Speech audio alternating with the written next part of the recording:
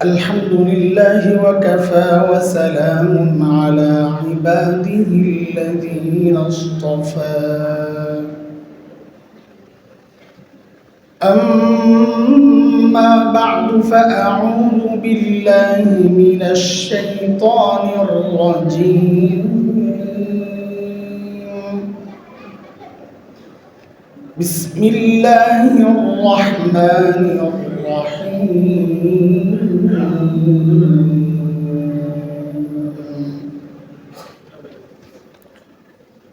يا أيها الذين آمنوا اتقوا الله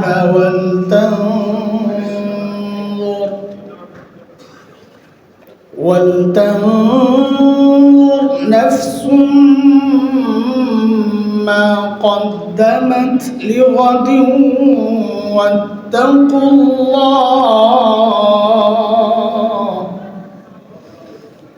إن الله خبير بما تعملون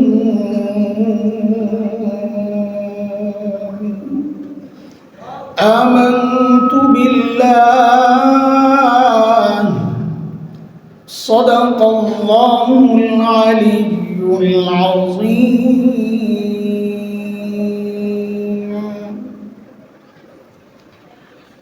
নারিকেল বাগান জামে মসজিদ মাদ্রাসা কমপ্লেক্স এর হাফেজ ছাত্রদের দস্তরবন্দি এবং মেধাবী ছাত্রদের পুরস্কার বিতরণী অনুষ্ঠানের মুহতারাম সভাপতি, উপস্থিত হযরত উলামায়ে কেরাম, মুরব্বিয়ানে আযম, দূর দূরান্ত থেকে আগত ইসলাম প্রিয় সুধী সমাজ, প্রিয় ছাত্র ভাইয়েরা, যুবক বন্ধুরা, আল্লাহ সুবহানাহু ওয়া তাআলার অশেষ করুণা, দয়া, মেহেরবানি যে মহান মালিক লাখো কোটি মানুষ থেকে বাছাই করে দিনই এই মাহফিলে আমাকে আপনাকে আসার বসার কিছু কথা বলা ও শোনার তৌফিক দান করেছেন। সেজন্য মহান রবের শুকরিয়া আদায় করি, জবান খুলে প্রাণ খুলে কালিমাতুশ শুকর উচ্চারণ করি, আলহামদুলিল্লাহ। আমাদের হাফিজ সাহেব কোরআন আল কারীমের সূরাতুল হাশর এর কয়েকটা আয়াত তেলাওয়াত করছে, 18, 19, 20। ওই আয়াতগুলোর প্রথম আয়াতটা আমি আপনাদের সামনে পেশ করেছি। আয়াতকে সামনে রেখে নিজের হেদায়েতের উদ্দেশ্যে কিছু কথা বলতে চাই, আমার নিজের হেদায়েতের উদ্দেশ্যে। সাথে আমার মতো কেউ থাকলে যেন তার উপকার হয়, আমি এইভাবেই বলার চেষ্টা করব। মূল টার্গেট আমি নিজে। আল্লাহ তাআলা এই আয়াতে আমাকে আপনাকে বড় মায়া করে একটা ডাক দিয়েছেন, ইয়া আইয়ুহাল্লাযীনা আমানু, ও ঈমানদারেরা। এই ডাকটা মালিকের বড় মায়ার ডাক। কোরআন আল কারীমের মধ্যে আল্লাহ ঈমানদারকে দুইভাবে ডেকেছেন। কোথাও ডেকেছেন ইয়া আইয়ুহান নাস, ইয়া আইয়ুহাল ইনসান, ও মানুষ, এই বলে। আবার কোথাও ডেকেছেন ইয়া আইয়ুহাল্লাযীনা আমানু, ও ঈমানদারেরা, এই বলে। এই দুই ডাকের মধ্যে অনেক পার্থক্য। হযরত মুফতি শফি রহমতুল্লাহ আলাইহি বলেছেন, এই দুই ডাকের মধ্যে কি পার্থক্য? তা হযরত বলেন, আমরা আমাদের সন্তানকে ডাকার ক্ষেত্রেও এই পার্থক্যগুলো করি। আমরা আমাদের সন্তানকে দুইভাবে ডাকি। কখনো নাম ধরে, হ্যাঁ আব্দুল্লাহ, কথার কথা। তো যাকে ডাকা হয় সে ডাকের নমুনা বুঝে যে বাবা রেগে আছেন, ডাকের নমুনা ভালো না। কিন্তু বাবা যখন বাবার সন্তানের যে সম্পর্ক, ওই সম্পর্ক ধরে যখন ডাক দিয়ে বলেন আব্বু, তো সন্তান বুঝে আমার বাবা আমাকে মায়া করে ডাক দিছে। ঠিক আল্লাহ তাআলা যখন ডাকেন ও মানুষ, আল্লাহ যেন নাম ধরে ডাকলেন, হয়তো রেগে আছেন, কিন্তু আল্লাহর সাথে বান্দার যে সম্পর্ক, এই সম্পর্ক ধরে যখন আল্লাহ ডাক দিয়ে বলেন ও ঈমানদারেরা, তখন বুঝে নাও আমার মালিক আমাকে বড় মায়া করে ডাক দিয়েছে। আমি যে আয়াতে কারিমা তিলাওয়াত করেছি, ওই আয়াতে আল্লাহ মায়া করে ডাক দিয়ে কি বলতেছেন? খুব সাদামাটা কথা, কিন্তু এর আবেদন অনেক গভীর। আল্লাহ বলতেছেন, ইয়া আইয়ুহাল্লাযীনা আমানুত্তাকুল্লাহা ওয়াল তানজুর নাফসুম মা কদ্দামাত লিগাদ ওয়াত্তাকুল্লাহ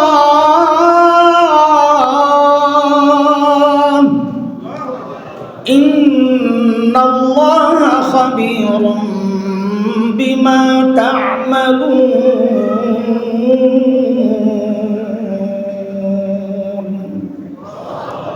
আল্লাহ বলেন, ও ঈমানদারেরা, আল্লাহকে ভয় করো। একটা হুকুম, দুইটা হুকুম আছে আয়াতে। আল্লাহকে ভয় করো।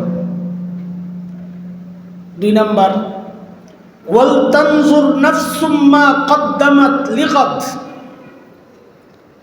প্রত্যেকের এই চিন্তা করা উচিত, আমার আখিরাতের পুঁজি কি, কামাই কি, সম্বল কি, আমি আমার মালিকের সামনে কি পেশ করব। প্রত্যেকের এই চিন্তা করা উচিত। বলে চিন্তা করি বলেই তো মসজিদে আসছি, এই চিন্তা করি বলেই তো নামাজ পড়েছি, বাচ্চাদেরকে মাদ্রাসায় দিছি, এই চিন্তা করি বলেই তো এত ইবাদত করি, এত কষ্ট করি। কিন্তু দোস্ত, আমার 1000 বছরের ইবাদত থাকতে পারে, আল্লাহ যদি আমার এই ইবাদতকে কবুল না করেন, তা আমার এই ইবাদতের কোনো মূল্য নাই। আমরা সবাই মিলেও শয়তানের ইবাদতের যে টাইম, এই টাইম পুরো করতে পারবো না। শয়তান ইবাদত করছে, এক বর্ণনায় আসছে, ইসরায়েলি বর্ণনা, 1,84,000 বছর। শয়তানের ইবাদত কাল কতদিন? 1,84,000 বছর। একটা ধমকে আল্লাহ বিদায় করছেন, ফাখরুজ মিনহা ফাইন্নাকা রাজিম, বাইর হ, ওয়া ইন্না আলাইকা লা'নাতি ইলা ইয়াউমিদ্দিন, বিচার দিবস পর্যন্ত তোর জন্য আমার লানত বরাদ্দ, বের হ। এত জীবন ইবাদত করার পরেও কোনো মূল্য নাই, যার কারণে আম্বিয়া আলাইহিমুস সালাম, বড়রা ইবাদতের পর আল্লাহর কাছে দোয়া করতেন, আল্লাহ আমার ইবাদতকে, আমার আমলকে কবুল করেন, কবুল করেন, এই দোয়া করতেন, কবুলের দোয়া করতেন। যেমন একটা উদাহরণ শোনাই আপনাদেরকে। হযরত ইব্রাহিম আলাইহিস সালাতু ওয়াস সালাম বাইতুল্লাহ বানালেন ছেলে ইসমাঈলকে সহ। ইব্রাহিম খলিল কত বড় ব্যক্তিত্ব, কত বড় ব্যক্তিত্ব। কাজটাও করছেন কি, বাইতুল্লাহ বানাইছেন, ছোট মোটো কাজ। হ্যাঁ, বাইতুল্লাহর মর্যাদা কত, সুবহানাল্লাহ। একটা ছোট্ট আমলের হিসাব করলেও তো আপনি এই মসজিদে নামাজ পড়লে যেই সওয়াব হবে, একই নামাজ বাইতুল্লাহে পড়লে 1,00,000 গুণ বেশি সওয়াব হবে। আরে একটা এই আমলের সওয়াবের পার্থক্য দিয়ে তো কিছুটা আন্দাজ করা যায়। মসজিদ নির্মাণ, মসজিদের খিদমত, এটা কত বড় দামি কাজ জানেন? একটা ছোট্ট গল্প শোনাই আপনাদেরকে। আল্লাহর নবীর এক সাহাবী হযরত তামিম দারি রাদিয়াল্লাহু আনহু সিরিয়া থেকে আসছেন, কোনো কাজে গেছিলেন। তো আসার সময় আলো জ্বালানোর যত উপকরণ আছে, কপি, সলিতা, তেল, এগুলো তো আর আরবে মক্কা মদিনায় পাওয়া যেত না, উৎপাদনও হয় না তখন। এগুলো আসে সিরিয়া থেকে, ইরাক থেকে, ওই সমস্ত অঞ্চল থেকে আসে। হযরত তামিম দারি ওগুলা আনছেন, নিজের ঘর আলোকিত করছেন। হঠাৎ মনের মধ্যে একটা জিনিস জাগছে, আরে আমার ঘর আলোকিত, অথচ মসজিদ নবীর মসজিদ অন্ধকার, এটা কি করে হয়? তো একটা কপি মসজিদে নববীর মধ্যে জ্বালাইছেন, এখন মসজিদ আলোকিত। নবী আলাইহিস সালাম আসছেন, আলো দেখে নবী জিজ্ঞেস করতেছেন, এই কপি কে জ্বালাইলো, কে জ্বালাইলো? হযরত তামিমে দারি ভয় পেয়ে গেছেন, মনে করছেন নবী আলাইহিস সালাম অসন্তুষ্ট হয়েছেন। তো আয়েশা খুব কাচুমাচু, ইয়া রাসূলুল্লাহ, আমার ঘরে আলোকিত, এটা আমার মন ছাই দিচ্ছিল না, আমার ঘরে আলোকিত, মসজিদ অন্ধকার, এই জন্যে জ্বালাইছি, মানে ভাবটা এমন ভুল হইলে মাফ করে দেন। তো আল্লাহ নবী সাল্লাল্লাহু আলাইহি সাল্লাম কি বলছেন জানেন? সুবহানাল্লাহ। নবী বলেন কি, তুমি আজকে এমন একটা কাজ করছো, আমার যদি আরেকটা মেয়ে থাকতো এখন আমি তোমার সাথে বিয়ে দিয়ে দিতাম। সুবহানাল্লাহ। পাশেই ছিলেন নবীর চাচাতো ভাই হযরতে হারিস ইবনে নাওফল, লাভ দেয়া দাঁড়াইছে, ইয়া রাসূলুল্লাহ, আপনার তো মেয়ে নাই, আমার একটা মেয়ে আছে। আমার মেয়ে তো আপনারই মেয়ে, চাচা আপনি ভাতিজি, আপনি চাইলে আমি আমার মেয়েকে বিয়ে দিতে রাজি। এমন এক দামি কাজ করছে তামিমে দারি, মসজিদ আলোকিত করে। মসজিদ আলোকিত করার দাম যদি এত হয়, তো মসজিদ নির্মাণ, আর সেটা যদি হয় কাবা, বাইতুল্লাহ, এই কাজটা কত উঁচু কাজ, কত দামি কাজ। এত দামি কাজ করার পরেও হযরত ইব্রাহিম কাজ শেষ করে আমার আর আপনার মতো এখন বগল দাবাচ্ছেন না যে কাজ একটা করছি, জান্নাত কয়েকটা রেডি। কোরআন বলতেছে, সূরা বাকারায় আসছে, হযরত ইব্রাহিম সন্তানকে নিয়ে এখন আল্লাহর কাছে হাত পাচ্ছেন কি, وَإِذْ يَرْفَعُ إِبْرَاهِيمُ الْقَوَاعِدَ مِنَ الْبَيْتِ وَإِسْمَاعِيلُ رَبَّنَا تَقَبَّلْ مِنَّا إِنَّكَ أَنْتَ السَّمِيعُ الْعَلِيمُ।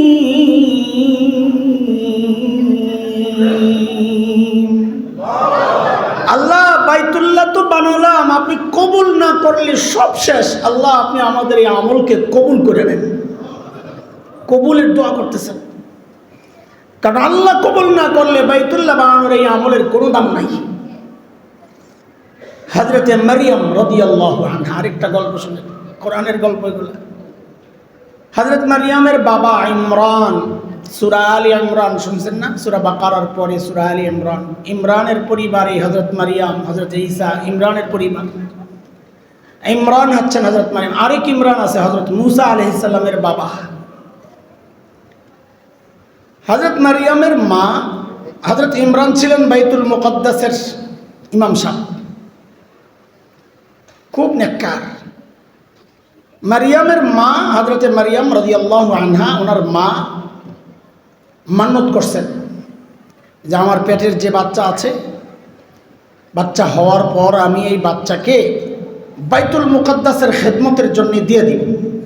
এটা অনেক, ওই সময়ের জন্য এটা অনেক বড় কাজ, দিয়ে দিব।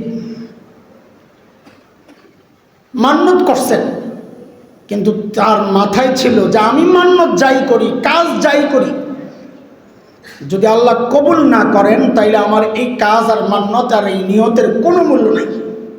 জানেন, আর জানেন বলেই কোরআন বলতেছে, সূরা আলে ইমরানের মধ্যে আসছে, হযরত মারিয়ামের মা মান্নত করেই আল্লাহর কাছে দোয়া করতেছেন কি, রব্বি ইন্নী নাযারতু লাকা মা ফি বাতনি মুহাররারা ফাতাকাব্বাল মিন্নী ইন্নাকা আনতাস সামিউল আলিম। আল্লাহ, পেটে যা আছে মান্নত করলাম, বাইতুল মুকদ্দাসের জন্য দিয়ে দিলাম। আল্লাহ, আমি তো দিলাম, আপনি কবুল না করলে আমার সব বৃথা যাবে। আল্লাহ, আপনি আমাদের আমলকে কবুল করে নেন। কাজ বুঝতেছেন? বড়রা আমল করে, আমলের উপর ভরসা করে বসে থাকতেন না, বরং দোয়া করতেন আল্লাহর কাছে, আল্লাহ আমলকে কবুল করে নেন। আলোচনা খুব অল্পতে আমি গুছাইয়া নেব, শরীরটা খুব ভালো না, তার মানে ফাঁকিও দিব না, আবার এতটা না। যতটুকু বলবো ইনশাআল্লাহ হিসাব করা কথা, নিতে পারলে আমার লাভ হবে ইনশাআল্লাহ। আমি আপনি আমল তো করে যাচ্ছি, আলহামদুলিল্লাহ, আমলের শেষ নাই আমাদের। কত কাজ করতেছি, কেউ মাদ্রাসা চালাইতেছি, কেউ মসজিদ চালাইতেছি, কেউ মাদ্রাসায় পড়াইতেছি, কেউ সন্তানকে পড়াইতেছি। কত কোরবানি আমাদের! এই যুগে সন্তানকে মাদ্রাসায় পড়ানোর মতো এতটা রিস্কি কাজ, এতটা কোরবানি আর কি হইতে পারে, যখন সারা দুনিয়ায় এই লিবাসওয়ালা, এই মাদ্রাসাওয়ালাদের বিরুদ্ধে যখন সারা দুনিয়া, ওই সময়ে নিজের সন্তানকে মাদ্রাসায় দেওয়ার মতো কোরবানি আর কি হইতে পারে? মাশাআল্লাহ। কিন্তু আমি তো কোরবানি করলাম, আমার কোরবানি কবুল হইতেছে কিনা এটা বুঝবো কেমনে? এটা কেমনে বুঝবো? ভাই, দুইটা কথা একদম হিসাব করা দুইটা কথা। এক হইল আমার আমল কোরবানি, আমার আমল কবুল হচ্ছে কিনা বুঝবো কেমনে। আরেক হইল আমলকে আল্লাহর কাছে গ্রহণযোগ্য করাবো কেমনে। আল্লাহ যেন কবুল করেন, কি করলে আমার আমল কবুল হবে, এই দুইটা কথা। এক হইল আমার আমল কবুল হচ্ছে কিনা বুঝবো কেমনে, আরেক হচ্ছে আমার আমলগুলো কবুল যেন হয়, আমার করণীয় কি। এই দুইটা কথাই শুনবেন আজকে, বাস ইনশাআল্লাহ। প্রথম কথা হচ্ছে আমার আমল কবুল হচ্ছে কিনা বুঝবো কেমনে।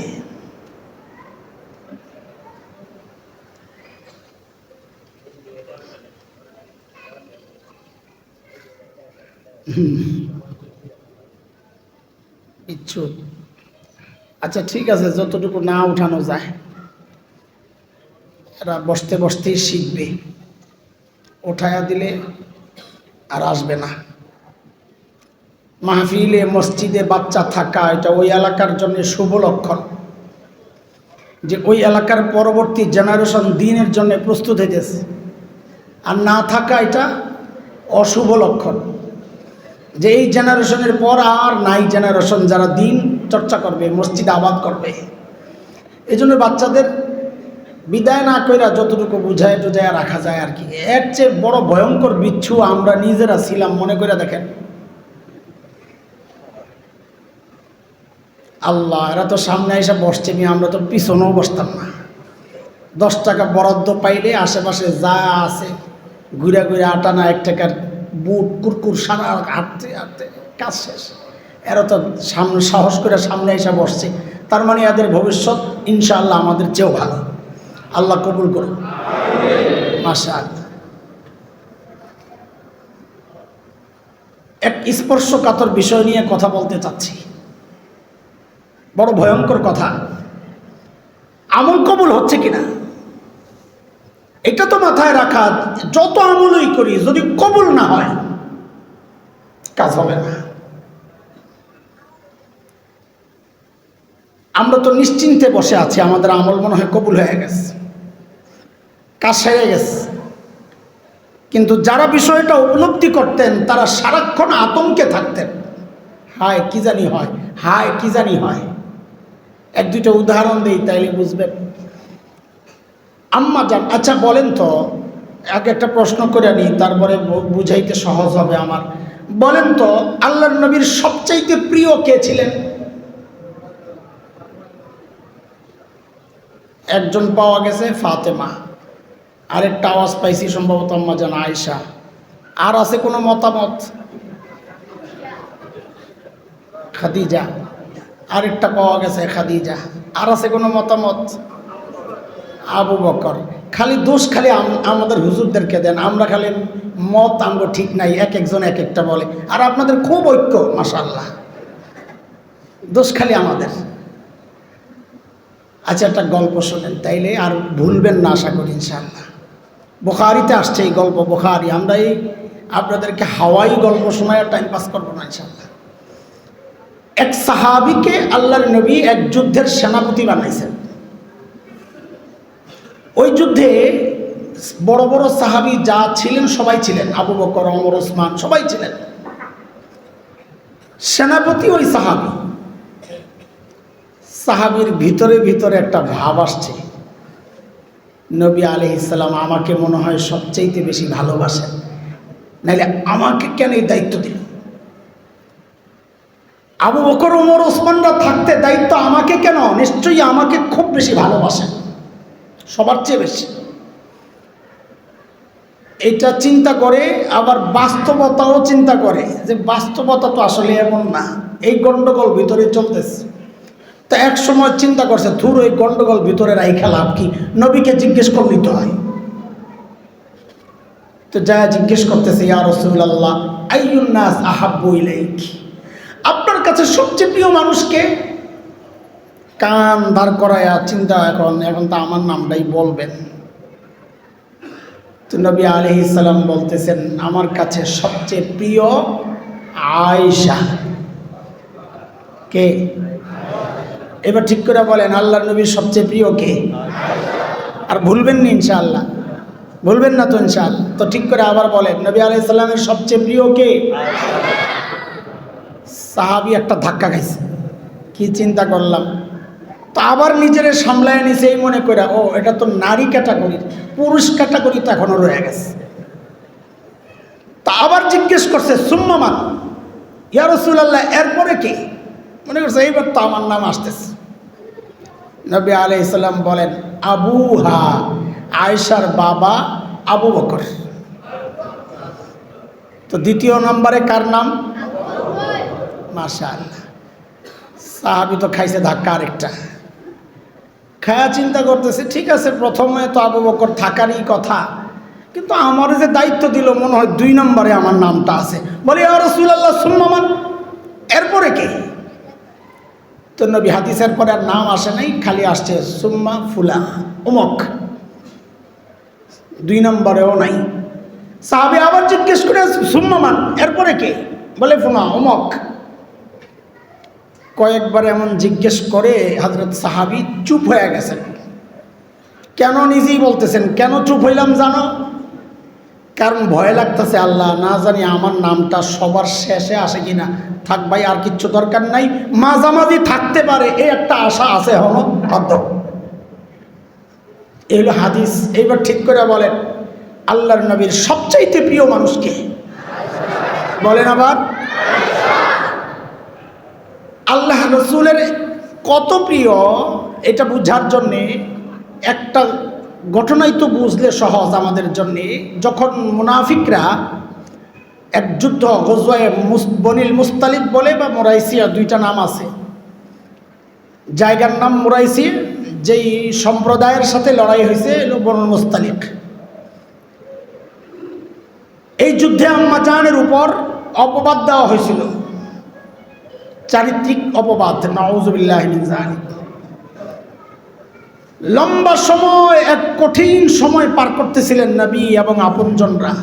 মুনাফিকরা এমন শুরু করছে তোড়জোড়, বদনাম বদনাম বদনাম। আল্লাহ তাআলা সূরা নূরের মধ্যে আসছে অনেকগুলো আয়াত, আম্মা জানের পবিত্রতা আল্লাহ নিজে বয়ান করছেন, তখন আয়াত নাজিল করে দিয়েছেন। فلولا إذ سمعتموه قلتم ما يكون لنا أن نتكلم بهذا سبحانك هذا بهتان عظيم।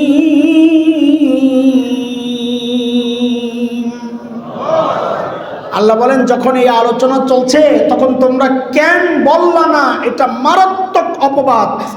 আল্লাহ পবিত্র, তার নবী পবিত্র, নবীর স্ত্রীরাও পবিত্র, এই কথাগুলো তোমরা কেন বললা না? আল্লাহ শাসাচ্ছেন কাদেরকে? সাহাবীদেরকে। আম্মা জানের এত মর্যাদা, জান্নাতের সুসংবাদ পাওয়া, আম্মা জান জান্নাতের সুসংবাদ পাওয়া। আর যেহেতু নবীর স্ত্রী, আল্লাহর নবী সাল্লাল্লাহু আলাইহি সাল্লাম আম্মা জান বলেছেন, হাদিস আসছে, থুতনি বুকের মাঝখানে মাথা, এই অবস্থায় আল্লাহর নবীর শ্বাস, শেষ নিঃশ্বাস আল্লাহর নবী ত্যাগ করছেন এই জায়গায়। এই এবং আম্মা জান গর্ব করে বলতেন, নবী আলাইহিস সালাম মুখের মধ্যে করে আম্মা জানের লালা নিয়ে কবরে গেছেন। কেন? ওই যে মিসওয়াক চাবাইয়া দিছেন, ওই মিসওয়াক দিয়ে নবী মিসওয়াক করছেন, কুলি করার আর সুযোগ তো হয় নাই। ওই মিসওয়াকের ওই ভিতরের যে লালা, ওইটা সহই তো নবী কবরে গেছেন। তো আম্মা জানের মুখের লালা নিয়ে নবী আলাইহিস সালাম কবরে গেছেন। আম্মা জান আয়েশা এত বড় মানুষ, জান্নাতে যাওয়া নিয়ে কোনো সংশয় সন্দেহ আছে? প্রশ্নই আসে না। একদিন হযরত ফাতেমা আয়েশা বলেন, আম্মা জান, আপনার চেয়ে আমার দাম বেশি। মজাক করতেছেন, মজাক, আবার এটারে সিরিয়াস নিয়েন না। আপনার চেয়ে আমার দাম বেশি কেন রে মা? কেন? হিসাব সোজা। আপনি আবু বকরের মেয়ে, আমি মুহাম্মদুর রাসূলুল্লাহর মেয়ে, আমার বাবা আপনার বাবার চেয়ে সেরা, কাজে আমি আপনার চেয়ে সেরা। হিসাব মিলাইয়া দিস। আম্মা জান ছিলেন দুনিয়ার বিচক্ষণ। আল্লাহ তাআলা তো এই জন্যই পাঠাইছেন যেন বিচক্ষণতার সাথে নবীর পারিবারিক জীবনটা উম্মতের সামনে পেশ করতে পারেন। এই জন্যই তো আল্লাহ তাআলা আম্মা জানকে নির্বাচন করেছে। আম্মা জান বলেন, হ্যাঁ ফাতেমা, ঠিক আছে, কথা ঠিক আছে, তুমি আমার চেয়ে দামি, তবে এটা এই দুনিয়ায়, এই দুনিয়ায়, আখেরাতে না। আখেরাতে আমি দামি। বলে কেন মা? মার মেয়ের খুনসুটি চলতেছে আর কি। কেন মা? তা আম্মা জান বলেন, কেন? জান্নাতে তুমি ঢুকবা হযরতে আলীর হাত ধইরা ধইরা, আর আমি জান্নাতে ঢুকবো নবী মুহাম্মদুর রাসূলুল্লাহর হাত ধইরা। তা আম্মা জান জান্নাতি, আম্মা জান হাদিস থেকেও তো বোঝা যায়। আমার কথাটা বলার উদ্দেশ্য এটা। সেই আম্মা জান রাতের নামাজে দাঁড়ানো। ও মুসলমান, একটু খেয়াল করে, রাতের নামাজে দাঁড়াইছেন। রাতের নামাজ যখন বলবেন ওলামারা, তো বুঝবেন এটা হচ্ছে তাহাজ্জুদ। রাতের তো মাগরিবও রাতের, এশাও রাতের, ফজরও রাতের, উদ্দেশ্য তাহাজ্জুদ। তাহাজ্জুদে দাঁড়াইছেন আম্মা জান। আয়াত একটা আসছে, তিলাওয়াত করতেছিলেন, কি? ওয়াবাদা লাহুম মিনাল্লাহি মা লাম ইয়াকুনু ইয়াহতাসিবুন। হায়রে, আয়াত তেলাওয়াত করতেছেন আর কাঁদতেছেন আম্মা জান। আয়াত তেলাওয়াত করতেছেন আর কাঁদতেছেন। রাত শেষ হয়ে গেছে, তাহাজ্জুদের ওয়াক্ত শেষ হয়ে যাচ্ছে। আম্মা জানের নামাজও শেষ হয় না, তিলাওয়াতও শেষ হয় না, কান্নাও বন্ধ হয় না। সারা রাত দাঁড়ায় দাঁড়ায় কাঁদতেছেন। কি আছে এই আয়াতে? কি পাইছেন এই আয়াতে যে আম্মা জানের কান্নার এতটা কঠিন কারণ হয়ে গেল? আছে খুব, আমাদের জন্য খুব ইজি কথা এটা, কিন্তু যারা বুঝছেন তাদের জন্য খুব ভারী কথা। আয়াতে আল্লাহ বলতেছেন, হাসরের মাঠে বান্দার এমন এমন পরিচয় প্রকাশ পাবে যার কল্পনাও সে দুনিয়ায় করে নাই। দুনিয়ায় আমাদের চিন্তা বহুত বড় বুজুর্গ আল্লাহওয়ালা, হাসরে এমন পরিচয় প্রকাশ পাবে সে অবাক হয়ে যাবে, আমল কবুল হয় নাই। আম্মা জান কাঁদতেছেন, হায় দুনিয়ায় তো আমি নবীর স্ত্রী, আবু বকরের মেয়ে, আমার পরিচয় এটা। আরে জানি না আমলের কি অবস্থা, আমার আমল আল্লাহ কবুল করছেন কি করেন নাই জানি না। হায় হাসরের মাঠে যখন আমাকে ওঠানো হবে, না জানি কি হয়, দুনিয়ার যে পরিচয় না জানি পাল্টাইয়া আমি জালেমদের কাতারে উঠা যাই, ওই চিন্তায় আম্মা জান কাঁদতেছেন। আরে হাসান জামিল কোন ছাই? মাঝে মধ্যে এগুলা চিন্তা করলে অস্থির লাগে। দুনিয়ার মানুষ তো মনে করে হাফেজ সাহেব, দুনিয়ার মানুষ মনে করে আলিম। হায় না জানি জালিমের কাতারে আল্লাহ উঠায়া দেয় কিনা। আল্লাহ ডাক দিয়ে বলে ফেলেন কিনা, ওয়ামতাজুল ইয়াওমা আইয়ুহাল মুজরিমুন, ও অপরাধীরা তোরা আলাদা হয়ে যা, আলাদা হয়ে যা। কাউরে আল্লাহ থামায়া দিবেন, কি বইলা, ওয়াকিফুহুম ইন্নাহুম মাসউলুন। এটারে থামা, এটারে ধর, আরে জিজ্ঞেস করতে হবে। এই আওয়াজের আওতায় যে আসবে তার বাঁচার কোনো উপায় নাই। আমরা তো নিশ্চিন্তায় বসে আছি। হযরতে ওমর রাদিয়াল্লাহু আনহু, ও ভাই খেয়াল করেন, হযরতে ওমর রাদিয়াল্লাহু আনহু কত বড় মানুষ ওমর, ছোট মোটো কোনো ব্যক্তিত্ব ওমর। হ্যাঁ, মক্কায় দুই ওমর ছিল, ওমর ইবনে হিশাম, ওমর ইবনুল খাত্তাব, দুই ওমর। ওমর ইবনে হিশাম ছিলেন জ্ঞানে গুণে পাণ্ডিত্যে অনেক বড় মানুষ, ব্যক্তিত্ব, গোটা আরবের মানুষ জানতো, অনেক বড় পণ্ডিত, অনেক কিছু জানে। এই জন্যে তাকে বলা হতো আবুল হিকাম, মহাপণ্ডিত। এবং সে ওই গর্বে ওমর ইবনুল খাত্তাবকে বলতেন যে তুমি নিজের পরিচয় ওমর বলবা না, কি বলবা? ওমাইর বলবা। ওমাইর, ওমাইর মানে ছোট ওমর। তুমি নিজের পরিচয় দিবা ছোট ওমর। আমার নামের সাথে যেন মিলা না যায়, এত গর্ব তার অহমিকা জ্ঞানের। মক্কার মানুষরা জানতো মহাপণ্ডিত আবুল হিকাম যে আল্লাহ চিনে না, সে হচ্ছে মহা মূর্খ। এই জন্য নবী নাম দিয়েছেন আবু জাহেল। কি নাম দিয়েছেন? আবু জাহেল। এই দুই ওমরের হেদায়েতের জন্য নবী আল্লাহর কাছে দোয়া করতেন, আল্লাহ একজন ওমর দেন আমারে। কারণ একজন প্রভাবশালী ব্যক্তি মুসলমান হয়ে গেলে ইসলামের জন্য অনেক কাজ সহজ হয়ে যাবে, এই জন্য দোয়া করতেন। আল্লাহ তাআলা জানায়া দিছেন যে একটার ব্যাপারে ফয়সালা হয়ে গেছে, খতামাল্লাহু আলা কুলুবিহিম, মোহর পড়ে গেছে, ও মুসলমান হবে না, আবু জাহেল মুসলমান হবে না, বাদ দেন, দোয়া থেকে বাদ দেন। এরপর নবী শুধু হযরত ওমর ইবনুল খাত্তাবের হেদায়েতের জন্য আল্লাহর কাছে দোয়া করতেন, আল্লাহ আমারে ওমর দেন, ওমর ইবনুল খাত্তাব দেন, হেদায়েত দিয়ে দেন। তো এই জন্যে বড়রা এইভাবে বলেন যে হযরত ওমর জানতেন মানুষ না, দুনিয়ায় একমাত্র ব্যক্তি যাকে আল্লাহর নবী আল্লাহর কাছ থেকে ভিক্ষা করে আনছেন, ভিক্ষা করে আনছেন। আল্লাহ ওমর চাই, সেই ওমর জান্নাতের সুসংবাদ পাওয়া। নবী বলেছেন ওমরু ফিল জান্নাহ, ওমর জান্নাতি, জান্নাতের সুসংবাদ পাওয়া। আরে আমি আপনি হকের উপর চললে, ন্যায় নীতির উপর চললে, সত্যের উপর চললে কি বলা হয়? লোকটা হকপন্থী, তাই না? সর্বোচ্চ এটাই তো বলবে। হযরত ওমর সম্পর্কে নবী বলেছেন উল্টা কথা, কি? দারাল হাক্কু হাইসু দারা, ওমর যেদিকে যায় হক তার পেছনে পেছনে যায়। মানে ওমর হকপন্থী না, বরং হক ওমরপন্থী। হযরত ওমরের ইচ্ছা চাওয়া অনুযায়ী আল্লাহ কোরআনের বহু আয়াত নাজিল করছেন, পর্দার আয়াত, মাকাম ইব্রাহিম একটা জায়গা আছে, এর কাছে নামাজ পড়ার আয়াত, বদরের যুদ্ধের গ্রেফতারকৃত কাফেরদের ব্যাপারে সিদ্ধান্ত হযরত ওমর যেটা বলছেন ওইটা আল্লাহরও মর্জি ছিল, এই আয়াত নাজিল হয়েছে। হযরত ওমরের চাওয়া অনুযায়ী আল্লাহ অনেক বিধান নাজিল করছেন। এত বড় ব্যক্তিত্ব। নবী আলাইহিস সালামের সামনে কিছু মহিলা বসা ছিলেন, বিবিরা, মেয়েরা, এরকম কথাবার্তা চলতেছে।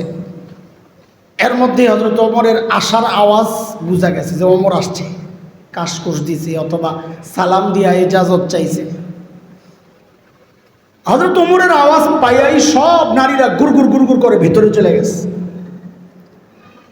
ধুসমুস করে আর কি, কার আগে কে যাবে, ধাক্কাধাক্কি, ঠেলাঠেলি।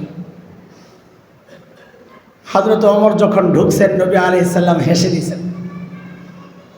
কারবারটা হইল কি, এতক্ষণ বসা ছিল ওমরের দেখা সব দৌড়াইছে, তা হাসি লাগছে। হয়তো ওমরের কৌতূহল, কিরে নবী কেন হাসলেন? মা ধাক্কা ইয়া রাসূলুল্লাহ, কেন হাসলেন?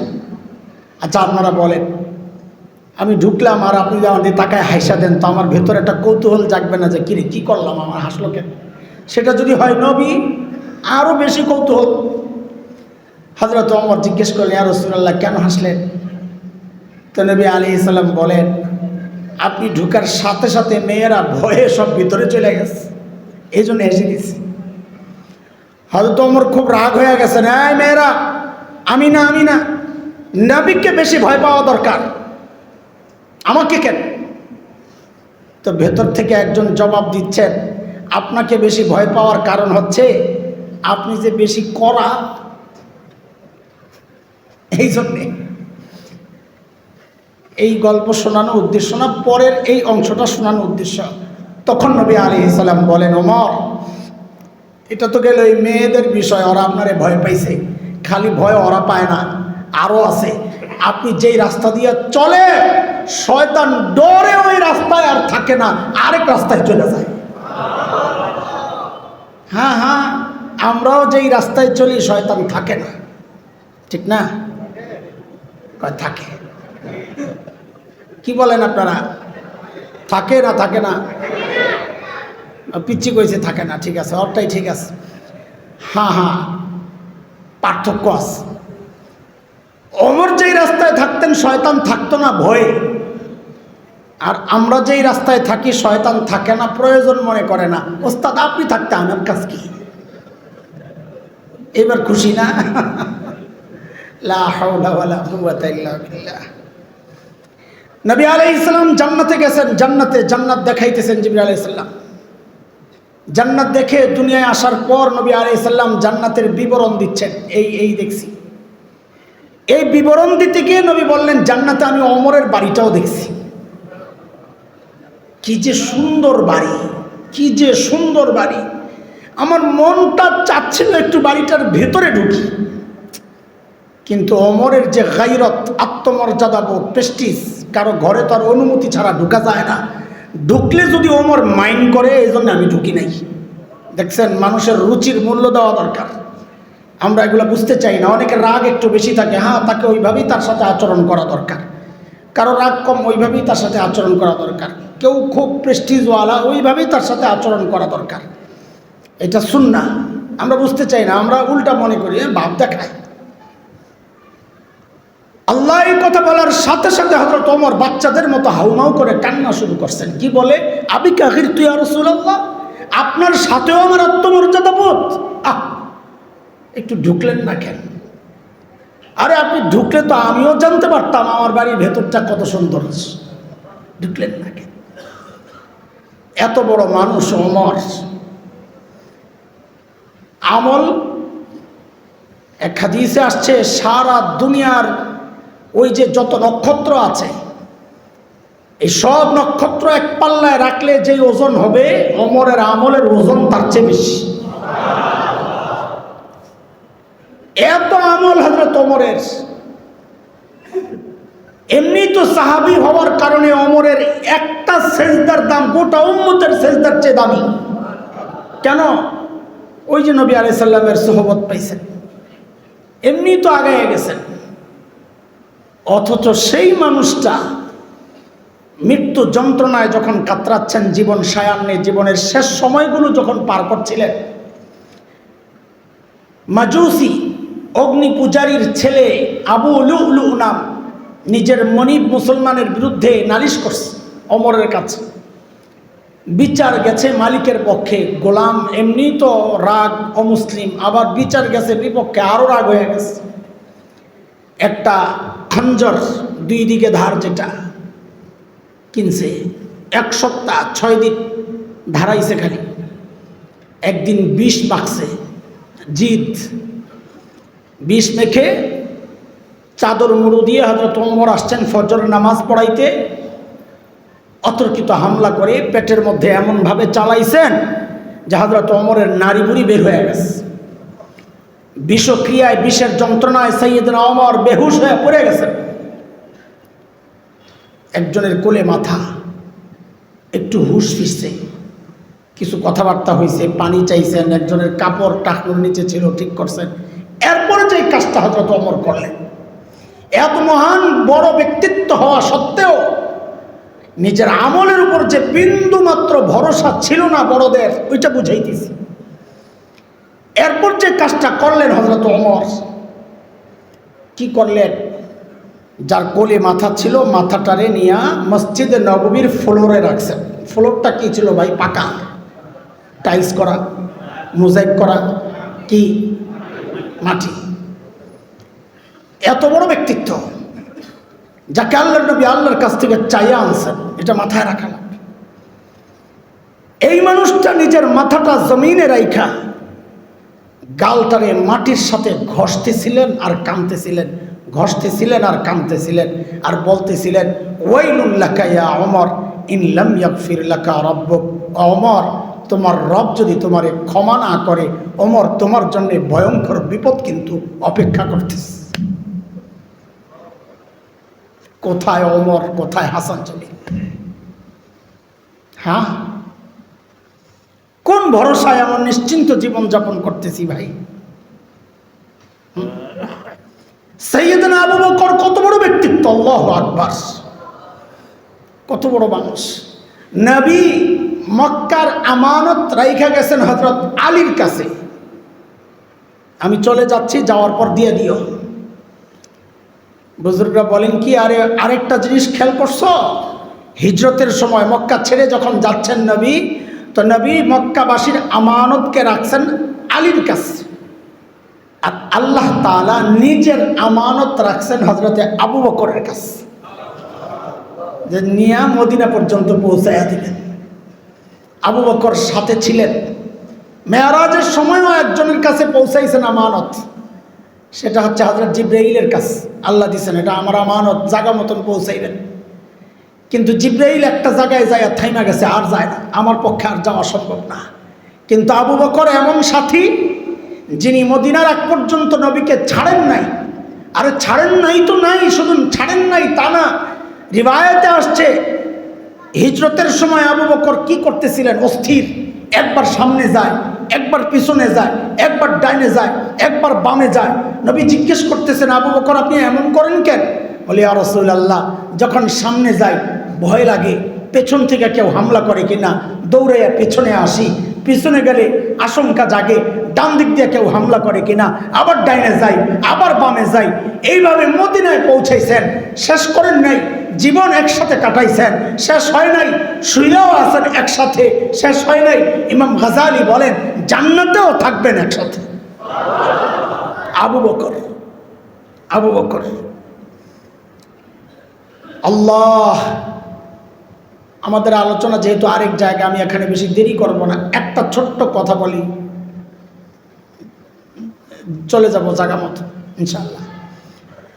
নবী আলাইহিস সালাম ইন্তেকালের আগের যে বুধবারটা ছিল, আগের বুধবার ইন্তেকাল করছেন কি বারে? সোমবার। মাশাআল্লাহ।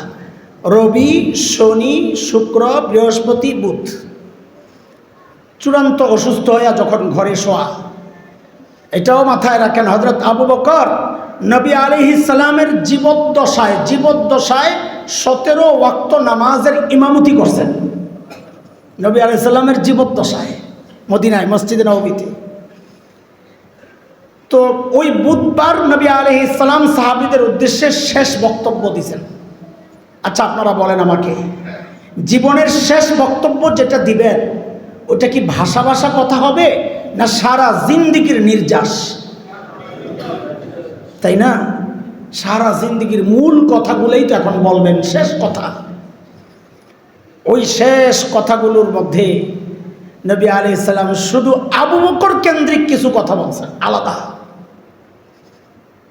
এক নম্বর কথা, আমি যদি আমার হৃদয়ের বন্ধু, যেখানে শুধু আল্লাহর জায়গা, আল্লাহ যদি না থাকতেন, এই বন্ধু আমি যদি কাউকে বানাইতাম, লাত্তাখাযতু আবা বকরিন খলিলা, আমি ওই হৃদয়ের বন্ধু কেবল আবু বকরকেই বানাইতাম।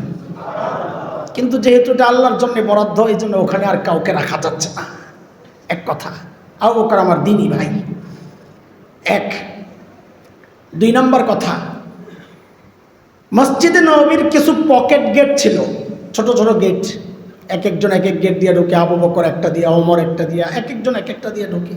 কিসের গেট আর কি? বেড়া একটু ফাঁক করা আর কি, গেট আর কি। আল্লাহ নবী বললেন আজকের পর এই সমস্ত পকেট গেট ক্লোজ করে দেবা, এগুলো থাকবে না।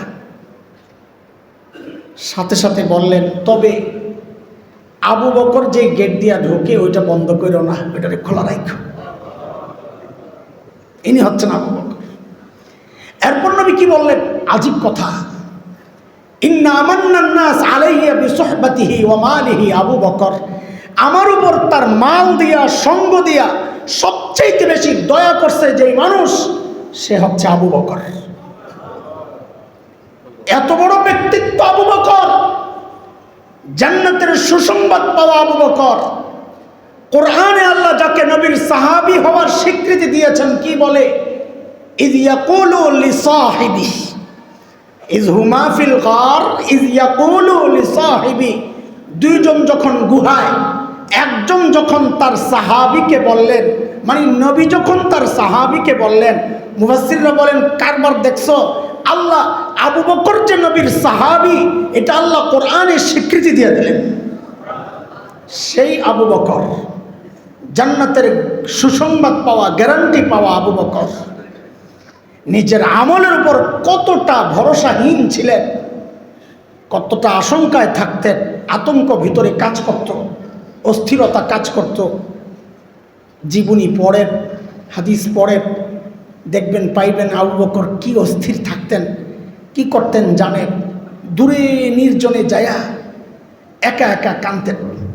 কি বইলা বইলা নিজেকে ধিক্কার দিয়া দিয়া কাঁদতেন আর বলতেন, ইয়াবনা আবি কুহাফা, হেরে আবু কুহাফার ছেলে, হযরত আবু বকরের বাবা আবু কুহাফা, হেরে আবু কুহাফার ছেলে, তুই মানুষ কেন হইছস? আরে তুই মানুষ কেন হইছস? এখন হিসাব কেমনি দিবি? আচ্ছা, আবু বকরের যদি হিসাব দেওয়া লাগে তো বিনা হিসাবে জান্নাতে যাবেন কে? এই উম্মতের 70,000 বিনা হিসাবে জান্নাতে যাবেন। কত হাজার?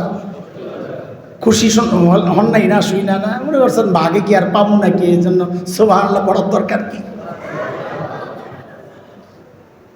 পরেরটা শুনলে ঠিকই সুবহানাল্লাহ বের হইব ইনশাআল্লাহ। ওই 70,000 শুধু একা না, ওই প্রত্যেকে নিজে আরো 70,000 কইরা, তার মানে গ্রুপ হবে 70,000, প্রত্যেক গ্রুপে থাকবে 70,000, যাদের কোনো হিসাব হবে না, বিনা হিসাবে জান্নাতে যাবে। এত পরিমাণ মানুষ যদি বিনা হিসাবে জান্নাতে যায় তো ওই সিরিয়ালে তো আবু বকরের নাম আসবে না, তাই না? হ্যাঁ, আরে আবু বকরের যদি হিসাব দেওয়া লাগে তো দুনিয়ায় বিনা হিসাবে জান্নাতে যাবেন কি? সেই আবু বকর কাঁদতেছেন কি বইলা, হেরে আবু বকর তুই মানুষ কেন হইছস? এখন হিসাব কেমনি দিবি?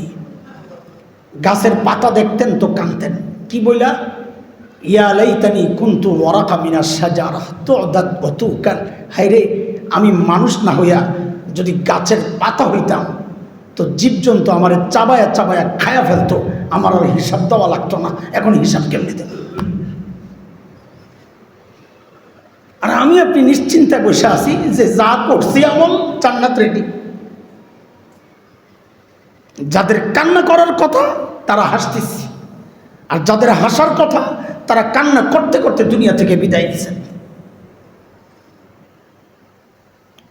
পিছনে আবার চলে যাই, আমার আমল কবুল হচ্ছে কি হচ্ছে না বুঝবো কেমনে?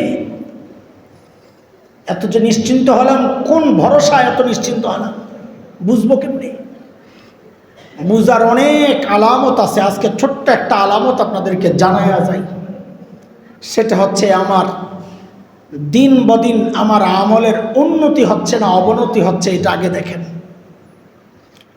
যদি দেখেন যে নিচে যাচ্ছে, নিচে, তো মনে করবেন এটা আল্লাহর পক্ষ থেকে আমার জন্য একটা ভয়ঙ্কর শাস্তি। কেন জানেন? আল্লাহ বলেছেন কোরআন আল কারীমের মধ্যে, সানাস্তাদরিজুহুম মিন হাইসু লা ইয়ালামুন। আল্লাহ এই আয়াতটার দিকে তাকাইলে কলিজা ছিঁড়ে যায়, মুচুক দিয়া উঠে, হায় কি অবস্থা আল্লাহ জানে। সানাস্তাদরিজুহুম, আমি ধীরে ধীরে অনেককে নামায়া দিই নিচের দিকে। আরে নিচের দিকে নামায়া দেওয়া এটা তো এক ভয়ঙ্কর খবর। তার চেয়েও ভয়ঙ্কর খবর হচ্ছে আল্লাহ বলতেছেন অহুম লা ইয়ালামুন, তার খবরও নাই তারে যে আমি নিচের দিকে নামায়া দিতেছি, খবরও নাই। প্রত্যেকে নিজের জীবনের দিকে চিন্তা করেন। এক সময় দেখা যায় তো মানুষটা তাহাজ্জুদ পড়তো, এমন বহু মানুষ আছে। আরে আমরা নিজের কথাই চিন্তা করেন। এক সময় আমলটা করতাম, ছেড়ে দিস।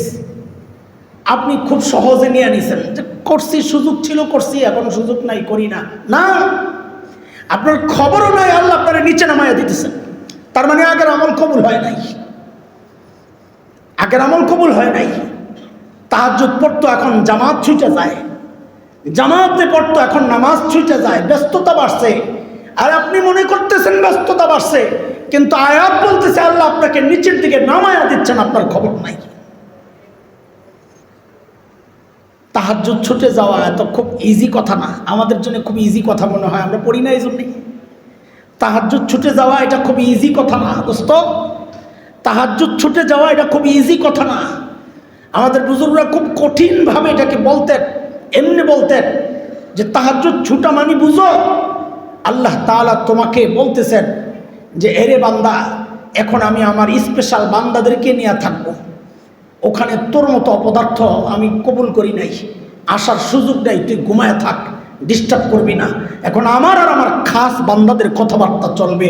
তাহাজ্জুদ পড়তে না পারা, মনে করেন না এটা আমার অসুস্থতা, আমার ব্যস্ততা, রাতে দেরিতে ঘুমাইতে হয়, শরীর দুর্বল হয়ে গেছে। না না না, এক তাআলা আমাকে আপনাকে দূরে সরায়া রাখছেন যে আমার এই স্পেশাল মুহূর্তে তুই আসবি না, তুই ঘুমায়া থাক। সানাস্তাদরিজুহুম মিন হাইসু লা ইয়ালাম। নিজের জিন্দেগির সামনে আনেন, হিসাব মিলাইতে থাকেন। 10 বছর আগের চরিত্রের অবস্থা কি ছিল? আমাদের মোবাইলের দিকে তাকাইলেই বোঝা যায় যে আমাদেরকে আল্লাহ নিচের দিকে নামায়া দিচ্ছেন। 10 বছর আগে গুনাহগুলা হয় নাই। 10 বছর আগে চোখের এত গুনাহ হয় নাই। 10 বছর আগে এত গীবত চর্চা হয় নাই। এই মোবাইলে যত গুনাহ এখন আমাদেরকে লাগাইয়া দিচ্ছে। এটাকে খুব ইজি ভাবে নেওয়ার বিষয় না। এটা আল্লাহর ওই ধমকেরই অংশ। আমি তোর অতীতের আমল কবুল করি নাই, এই জন্য আমি তোর নিচের দিকে নামায়া দিচ্ছি। যা সর, গুনাহ করতে থাক। একবারে ধরবো, এটা আল্লাহর একটা সিস্টেম। ফালাম্মা নাসু মা যুকিরু বিহি ফাতাহনা আলাইহিম আবওয়াবা কুল্লি শাই হাত্তা ইযা ফারিহু বিমা উতু আখাযনাহুম বাগতা। বান্দা নিয়ামত দিছি, বেশি বেশি দিছি, ছাড় দিছি, ছাড়। এটাও একটা আযাবের একটা সিস্টেম। এটা সাথে সাথে না ধরা, বরং আরো নামতে দেওয়া, আরো নামতে দেওয়া। দেখেন না বড় বড় জালিমদেরকে আল্লাহ ছাড় দিয়ে রাখেন কেন? আরো উপরের দিকে উঠতে থাক, যত উপরে উঠবি ফালায়া দিলে তত বেশি ব্যথা পাবি। এটা আল্লাহর সিস্টেম। আমি মনে করতেছি আমারে বুঝি আল্লাহ ছাড় দিচ্ছেন না। ও ভাই, আমার আমল কবুল হচ্ছে কি হচ্ছে না, গতকালের সাথে আজকের আমলকে মিলান। যদি দেখেন আজকের দিনটা গতকালের চেয়ে খারাপ যাচ্ছে, তো আপনার জন্য আমার জন্য এটা আশঙ্কার কথা। হ্যাঁ, আমার মনে হয় গতকালের আমল কবুল হয় নাই, কবুল হয় নাই। কারণ আল্লাহর তো ওয়াদা, লা ইন শাকারতুম লা আযীদান্নাকুম। আমলের সুযোগ এটা আল্লাহর পক্ষ থেকে এক নিয়ামত। এই নিয়ামত যে ঠিকঠাক মতো নিয়ামতের শুকরিয়া আদায় করে, আল্লাহ বলেন আমি তার নিয়ামত বাড়ায়া দেই। আমল যদি আল্লাহ কবুল করতেন, পরবর্তী আল্লাহ আমলের তৌফিক আরো বাড়ায়া দিতেন। আমার কমে যাওয়াটাই প্রমাণ করে আমার পেছনের আমলের সমস্যা আছে। আমি তো মনে করতেছি আমল করতেছি, ঠিকঠাকই চলতেছে। ঠিকঠাক চলতেছি কি চলে নাই আমি বুঝবো কেমনে? এটা তো হিসাবের দিন প্রমাণ হবে। তার আগ পর্যন্ত আমাকে দিলের মধ্যে ওই আশঙ্কাই লালন করতে হবে, হায় রে যদি আমল কবুল না হয় তা আমার উপায় কি হবে? উপায় কি হবে? আল্লাহর কাছে একটা শ্বাসের জবাব দেওয়া যাবে? এত এত নেয়ামত ভোগ করতেছি। হ্যাঁ, আরে এক স্বাধীন দেশে বাস করা, এটাও তো আল্লাহর পক্ষ থেকে আমার জন্য কত বড় নেয়ামত। আমি আপনি এমন কিছু করি নাই যে আল্লাহ আমাকে নিরাপদ রাখছেন। আমাকে আপনাকে আল্লাহ গাজার বাসিন্দা বানান নাই, এটাও আল্লাহর পক্ষ থেকে আমাদের জন্য কত বড় ছাড়। গাজাওয়ালাদের হালত দেখলে নিজের কত যে অপরাধী মনে হয়, মুনাফিক মনে হয়, মুনাফিক। এই গতকালকে একটা বাচ্চার একটা ভিডিও একজনে পাঠাইছে, ছোট্ট একটা মেয়ে, ফুটফুটি চেহারা। আল্লাহ আল্লাহ, বাচ্চাটাকে জিজ্ঞেস করতেছে তোমার কি লাগবে বলো, তুমি কি চাও, কি চাও? তো এটা জিজ্ঞেস করার সাথে সাথে টপ টপ করে চোখের পানি পড়তেছে আর বলতেছে একটু খাওয়া দেন, একটু খাইতে চাই, না খাইয়া আর পারতেছি না। ছোট্ট বাচ্চা বলতেছে। ওই মার কেমন লাগে যার সামনে তার বাচ্চা না খায় মারা যাইতেছে? আল্লাহ কত বড় নিয়ামত রাখছেন এই স্বাধীন দেশে। আরে যার চোখ নাই তারা যায় জিজ্ঞেস করে চোখের কি নিয়ামত, যার হাত নাই তাকে যায় জিজ্ঞেস করেন এই হাতের কি নিয়ামত।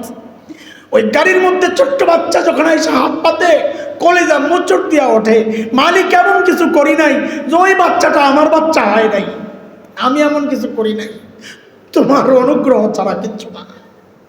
ওই জায়গায় আমার বাচ্চাও থাকতে পারতো। তো দোয়া করি তখন সাথে সাথে, আল্লাহ আমার বাচ্চাদেরকে কারো কাছে হাত পাতাই। কিন্তু একটু চিন্তা করেন তো, আল্লাহ যেটা করেন নাই কোন কারণে করেন নাই?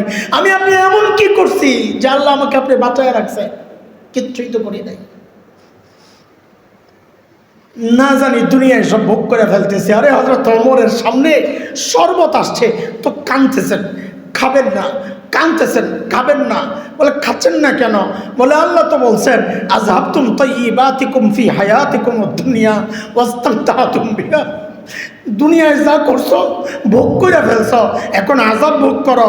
এই নিয়ামত যে ভোগ করে ফেলতেছি, না জানি আযাবে আবার ভোগ করা লাগে কিনা।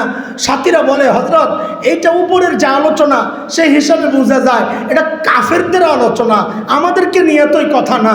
হযরত ওমর বলতেছেন আরে কি বিশ্বাস, যদি আমাকেই বলে দেয় আল্লাহ তাআলা ওমর যা ভোগ করার দুনিয়ায় ভোগ করে ফেলছো, এখন আযাব ভোগ করো, তো আমি কি জবাব দিব? আরে ওমররা এই চিন্তা করে, আমাদের মতো জালিমরা হাসে। আরে যদি আল্লাহ তাআলা ধইরা ফেলেন বান্দা সেজদা দুইটা দিছো আমি স্বীকার করি, কিন্তু এর চেয়ে অনেক বেশি নিয়ামত তুমি দুনিয়ায় ভোগ করে ফেলছো, এই সেজদার আর কিচ্ছু পাইবা না।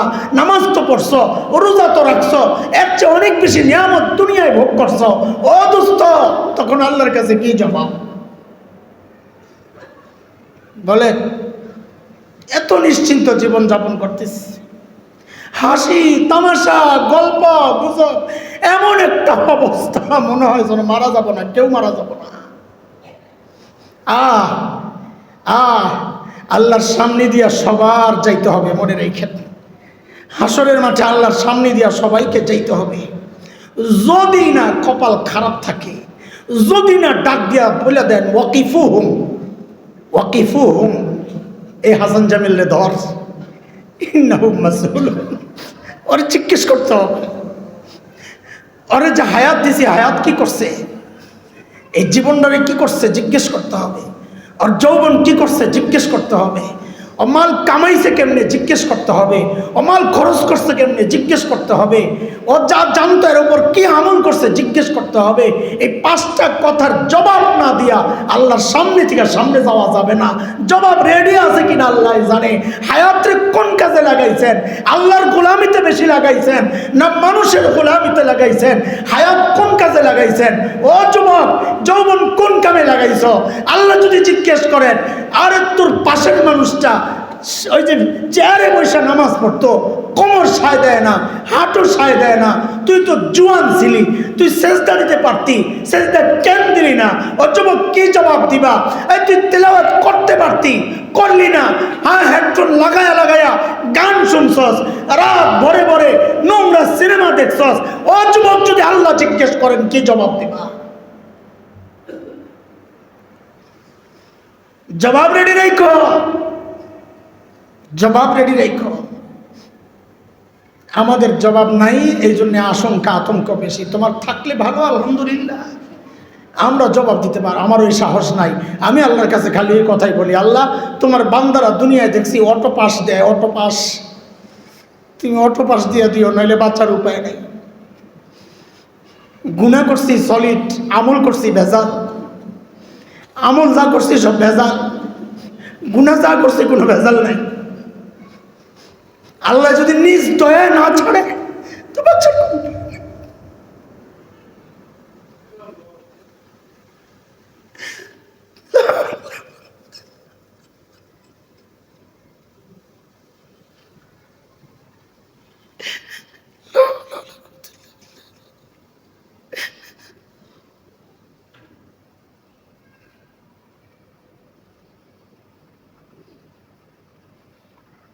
ইন্না লিল্লাহি ওয়া ইন্না ইলাইহি রাজিউন।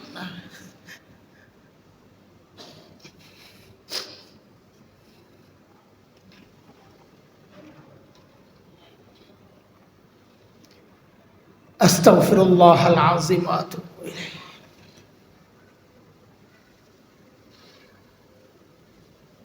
আল্লাহ, ভাই বলতেছিলাম আমার আমল কবুল হচ্ছে কিনা বুঝবো কেমনে?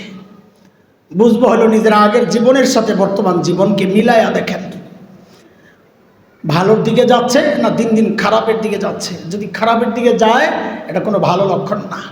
তাহলে বুঝতে হবে আগের আমল কবুল হয় নাই, এই জন্য আল্লাহ আমাকে ওই যে আল্লাহর কথা সানাস্তাদরিজুহুম মিন হাইসু লা ইয়ালামুন, আমি নামায়া দিব আস্তে আস্তে, তুই টেরও পাবি না। আল্লাহ নামায়া দিচ্ছেন, আল্লাহ আস্তে আস্তে আমল থেকে বঞ্চিত করে দিতেছেন, এমনটা যেন না হয়। শেষ কথা, আমলকে আল্লাহর কাছে মকবুল গ্রহণযোগ্য বানাবো কেমনে? কিছু কাজ তো করা লাগবে। তো আমরা অতীতের আলোচনা থেকে শিখেছি, এটা বুঝেছি, নবীরাও করতেন, বড়রাও করতেন, বুজুর্গরাও করতেন, আমরাও করব। যে কোনো আমল করে নিশ্চিন্তে থাকবো না যে আমার আমল কাজ হয়ে গেছে। দোয়া করব আল্লাহর কাছে, আল্লাহ আমার আমলকে আপনি কবুল করে আনেন। রব্বানা তাকাব্বাল মিন্না, নবী আলাইহিস সালাম আমলের পর দোয়া করতেন, রব্বানা তাকাব্বাল মিন্না ইন্নাকা আনতাস সামিউল আলিম। এটা আমাদের 1 নম্বর কাজ। 1 নম্বর কাজ কি বলেন? বলেন, দোয়া করা। বলেন কি? আল্লাহর কাছে আমল কবুলের জন্য কি করব? হ্যাঁ, ঠিক আছে না ইনশাআল্লাহ? তো বলেন, আমলকে আল্লাহর কাছে মকবুল বানানোর জন্যে, গ্রহণযোগ্য বানানোর জন্যে 1 নম্বর কাজ কি বলেন? দোয়া করব। আরবিটা পারলে আরবিটা করব, রব্বানা তাকাব্বাল মিন্না ইন্নাকা আনতাস সামিউল আলিম। এই দোয়া করব। 2 নম্বর হচ্ছে, এটা একটু কঠিন কথা, এটা আরো বেশি কঠিন কথা। ছোট্ট একটা গল্প শোনেন, তারপরে কথাটা শোনেন। গল্প কোরআনের গল্প, কোনো ফালতু গল্প না। হযরত আদম আলাইহিস সালামের 2 ছেলে, হাবিল কাবিল। হাবিল এক ভাই আরেক ভাইকে হত্যা করছে, জানেন তো না? কে কাকে হত্যা করছে? কাবিল হাবিলকে হত্যা করছে। মাশাআল্লাহ। ওই হত্যার আগে তাদের কিছু কাজ হয়েছে। এক বোন আকলিমা নাম, সিস্টেমে বিয়ে করার কথা হাবিলের। কাবিল যাকে বিয়ে করার কথা সে কালো। এখন কাবিল ওইটা বিয়ে করবে না, সে হাবিল যেটা ভাগে ওইটাই করবে। এই নিয়ে 2 ভাইয়ের দ্বন্দ্ব। পরে সিদ্ধান্ত হয়েছে যে ঠিক আছে, কোরবানি দাও, কোরবানি, যার কোরবানি কবুল হবে সে বিয়ে করবে। তো কোরবানি কি দিবে? কাবিল নিয়ে আসছে কিছু সবজি, পচা সবজি ছিল, এগুলো নিয়ে আসছে। হাবিল একটা জন্তু নিয়ে আসছে, কোরবানির জন্য পেশ করছে। ওই সময় সিস্টেম যা ছিল এটাই, যার কোরবানি কবুল হইতো আসমান থেকে আগুন আইসা জ্বালায়া উঠায়া নিত, এটা বোঝা যাইতো যে কোরবানি কবুল হয়েছে। তো হাবিল একটা কবুল হয়েছে, হাবিল একটা কবুল হয়েছে। তো দুনিয়ার সব জালেমের একটা সিস্টেম হচ্ছে, নিয়ম মতো জিততে না পারলে পেশি শক্তি দেখায়। দেখছেন না আপনারা অতীতে নির্বাচনে? সিস্টেমে জিততে না পারলে পেশি শক্তি দেখায়। এটা দুনিয়ার সব জালেমের সিস্টেম। এটা কাবিল যখন দেখছে হেরে গেছে সব দিক থেকে, নিয়মে আসে নাই, এখন কাবিল কি বলে? লা আকতুলান্নাক, আমি তোকে মেরে ফেলব। জবাবে হাবিল কি বলছে? লা ইম বাসাত্তা ইলাইয়া ইয়াদাকা লিতাকতুলানি মা আনা বিবাসিতি ইয়াদিয়া ইলাইকা লিআকতুলাক। ভাই, তুমি আমারে মারলেও আমি মারব না, সোজা কথা, আমি আল্লাহরে ভয় পাই। এই কথাটা বলার আগে কাবিলের ছোট্ট একটা উক্তি, এটা হচ্ছে আমাদের পয়েন্ট। কাবিল কি বলে? হাবিল কি বলে? ভাইরে, তুমি যে আমারে মারবা, আমার দোষটা কি? আমার অপরাধটা কি? তোমার আমল কবুল হয় নাই কারণ তুমি আল্লাহর নাফরমানি করছো। আমার আমল কবুল হয়েছে, এটা কি আমার দোষ? তোমার আমল কেন কবুল হয় নাই? তো হাবিলের ওই বক্তব্যটাই পয়েন্ট। হাবিল বলে, ইন্নামা ইয়াতাকাব্বালুল্লাহু মিনাল মুত্তাকিন। আল্লাহর সিস্টেম এটা, আল্লাহ আমল কবুল করেন মুত্তাকির, যে অপরাধী তার আমল আল্লাহ কবুল করেন না। কথাটা একটু কঠিন হয়ে যাবে, কিন্তু নেওয়ার চেষ্টা করেন, গ্রহণের চেষ্টা করেন। মুফাসসিরিনে কেরাম বলেন, এই যে এখান থেকে মূল নীতি বের হয়েছে। কোরআনের সিস্টেম হচ্ছে, কোরআন উদাহরণ পেশ করে, কোরআন উদাহরণ পেশ করে, মূল নীতি পেশ করে না। উদাহরণ থেকে মূল নীতি বের হয়। আল্লাহ একটা উদাহরণ পেশ করছেন, এখান থেকে মূল নীতি বের করছে কি? সেটা যে অপরাধী গুনাহগারের আমল আল্লাহ কবুল করেন না। ইন্নামা ইয়াতাকাব্বালুল্লাহু মিনাল মুত্তাকিন। গুনাহগারের আমল আল্লাহ কবুল করেন না, আল্লাহ আমল কবুল করেন মুত্তাকি, যে পরহেজগার, যে গুনাহমুক্ত জীবন যাপন করে। কাজে এবার নিজের দিকে তাকান তো, নিজের দিকে তাকান। আপনি দাড়িও কাটবেন, নামাজ পড়বেন, কি করে আশা করেন আপনার আমল কবুল হইতেছে? আপনি পর্দায় চলবেন না, নামাজও পড়বেন, কি করে আশা করেন আপনার আমল কবুল হইতেছে? আপনি সুদও খাইবেন, ঘুষও খাইবেন, মিথ্যাও বলবেন, সন্ত্রাস দুর্নীতি যা আছে সব করবেন, আবার সেজদাও ঠুকবেন, তাবলীগেও যাবেন, হজেও যাবেন। কি করে চিন্তা করেন আপনার আমল কবুল হইতেছে? বলেন এটা কি করে সম্ভব? ভাই ভাই, আমলকে আল্লাহর কাছে কবুল করাইতে চাইলে আগে গুনাহ ছাড়েন। গুনাহও করবেন, আমলও করবেন। দুনিয়ার সিস্টেম বড় আজীব।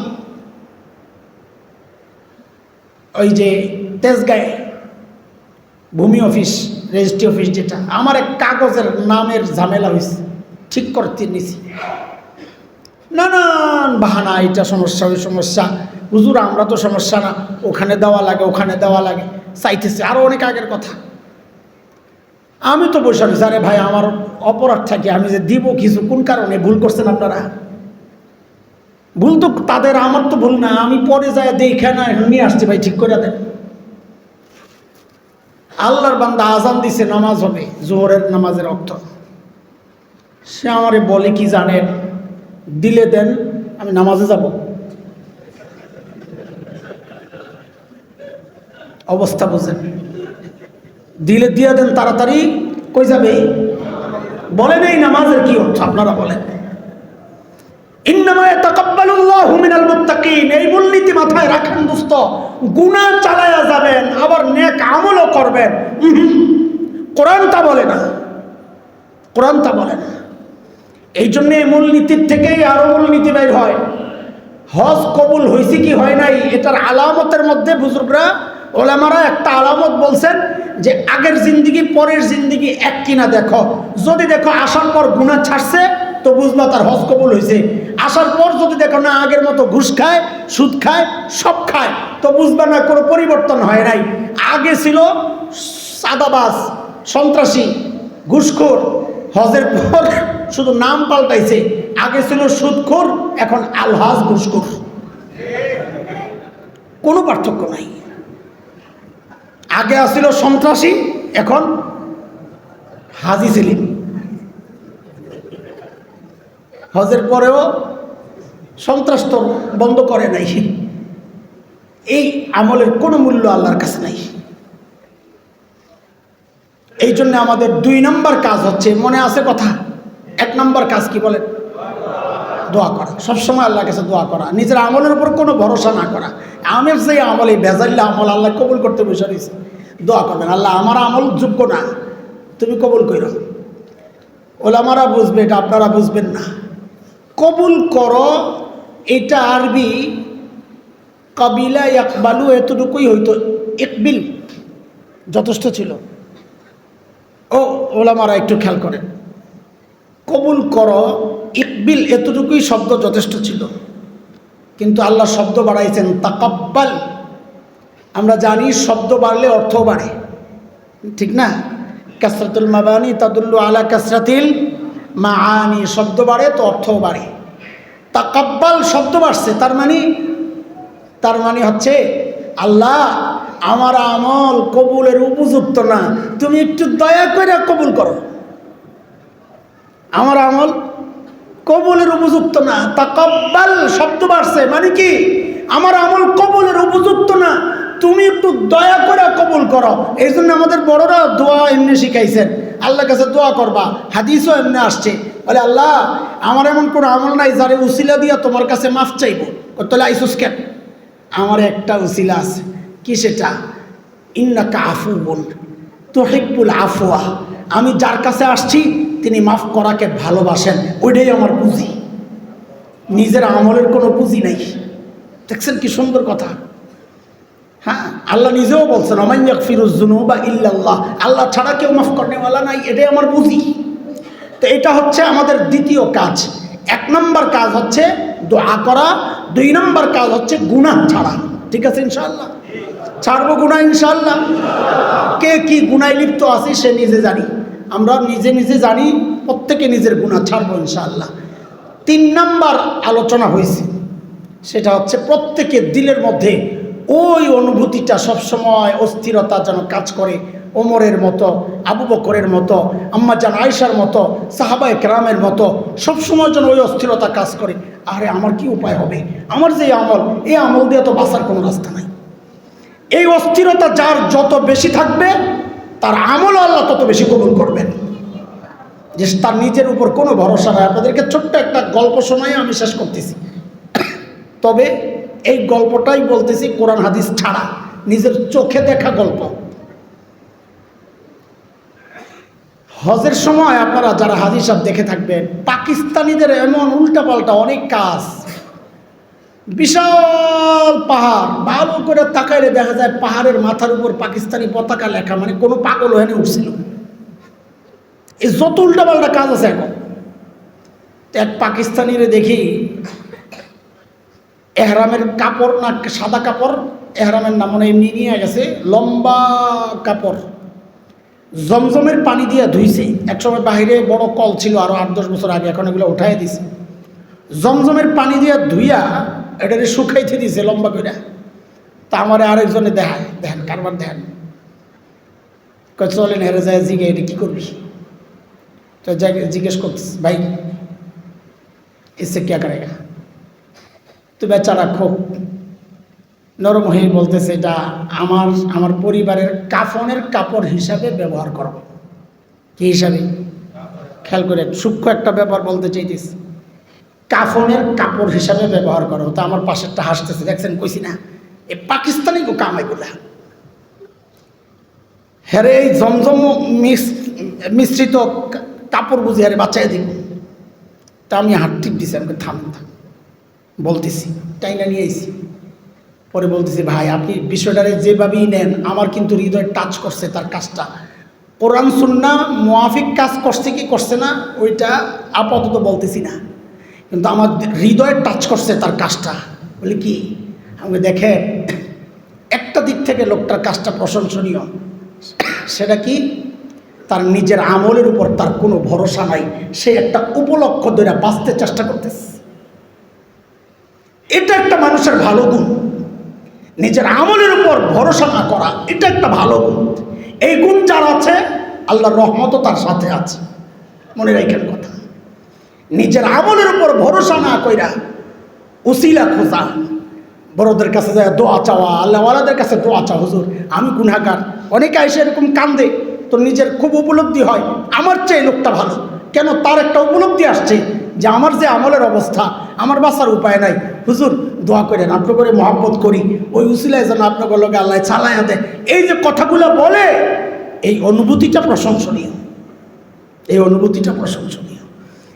আমল কবুল করানোর জন্যে এটা একটা আপনাদের জন্য পরামর্শ, সব সময় দিলের মধ্যে ওই অনুভূতিটাকে জাগানো যে আমার কি হবে আল্লাহ জানে, আমার আমলের যে অবস্থা, বাঁচার উপায় নাই, আল্লাহ যদি আমার দয়া করে ছাড়িয়ে দেয় তাইলে হয়তো বাঁচবো।